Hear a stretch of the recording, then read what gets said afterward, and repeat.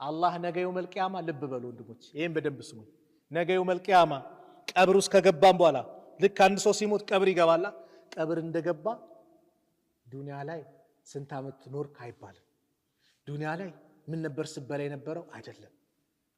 ዘርህ ምንድነው አይደለም ስራ ስልጣንህ ምን ነበር አይደለም ስለ ድርጅት አይደለም ቀብር ስገባ የምትጠይቀው ምንድነው የምንጠይቀው የመጀመሪያው ጥያቄ መረቡክ ጌታህ ማን ነው من نبيك نبيه ማን ነው من دينه دينه ምን ነበር ይሄ ጥያቄ ለማንም አይቀርም ለዓሊሙም ለጃሂሉም ለሀብታሙም ለደሃው ለትልቁም ለትንሹም ለሴቱም ለወንዱም ሁሉም ዓለም ላይ አለ ቀብር ላይ ሲገባ ለአማኙም ለካዲሁም ለሁሉም ይጠየቃል መረቡክ ይላል አማኝ ከሆነ ረቢ አላህ ጌታ አላህ ነው ይላል من دينك دينه ምንድነው እስላም ነው ይላል من نبيه ነብይህ ማን ነበር ነብዩ አለይሂ ሰላቱ ወሰላም ወላችን ይናገራል አላህ ያግራልን አንዳንድ ሰው ዚክር አብዛ ነገ የውመል ቂያማ ለዚህ ጠቅመሃል ዚክር አብዛ ላኢላሃ ኢላላህ አብዛ መጨረሻው ቃሉ ላኢላሃ ኢላላህ የሆነ ሰው አላህ ጀነትን እንደገባ ረሱል ሰለላሁ ዐለይሂ ወሰለም ነግረውለታል ላኢላሃ ኢላላህ አብዛ ሲባል የዛኔ ለዋለው ይላል የዛኔ አላርም አይደለም አይመጣ አላርም ነው እንዴ የዛኔ የሚመጣው አሁን የተለማመድነው ነው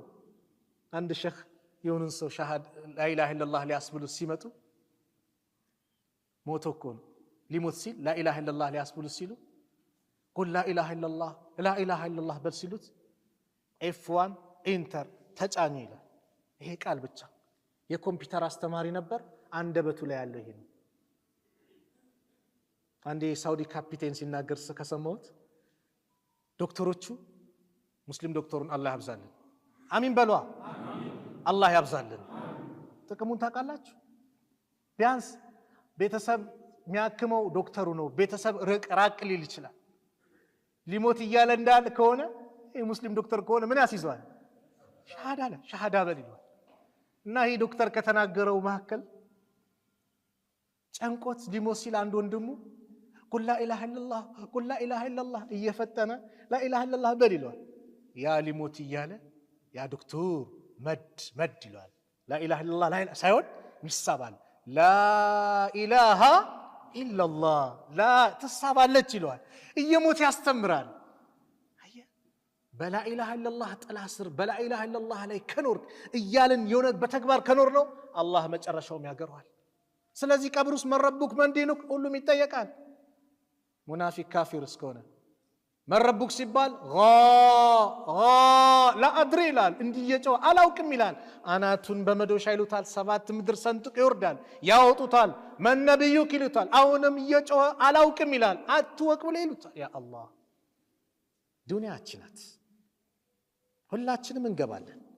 ትክክለኛ ህይወት ማለት ወላሂ የአኺራ ህይወት ነው የዱንያ በቃ መሸጋገሪያ ናት ወላጆቼን ምን ያህል አስደስቻለሁ ጭንቀት ይሁን ጎረቤቼ በኔ ያህል ምን ያህል ተደስተውብኛል ጭንቀት ይሁን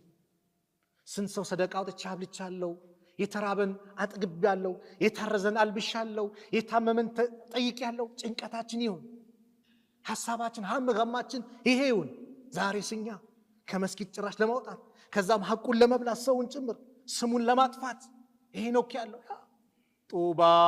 ሊመን ሸገለት አይቡሁ ሚን ዑዩብ الناس አሉ ጡባ ማለት የጀነት ምስክርነት ነው ጀነት አለው ወይም ጀነት ውስጥ ያለ ዛፍ ስጦታ ባጠቃላይ ለማን ሊመን ሸገለት አይቡሁ ሚን ዑዩብ الناس የራሱ ነውር ከሌላ ነውር ቢዚ ያደረገችው እኔ እንዲያለብኝ እንዲሰርቼ ብሎ ስለራሱ የሚጨነቅ ሸይጣን አንተን መንገድ ሲያስወጣ ስለ ሰው እንድታወራ ያረጋሃል እከሌ ይሰግዳል አይሰግድ አይጾም እከሌ እንድትል ያረጋሃል ራስን ያስረሳሃል ብልጥ ጮሌ ግን አሉ ነብዩ ሰለላሁ ዐለይሂ ወሰለም አልከይሱ መን ዳነ ነፍሰሁ ወአሚለ ሊማ ባዕደ الموت ብልጥ ጮሌ ማለት ከሞት በኋላ ላላገሩ ስንቅ ያዘጋጀ ነው ብልጥ ይሄ ነው አራዳ የሚባለው በእስልምና ቋንቋ ከሞት በኋላ ምን አለኝ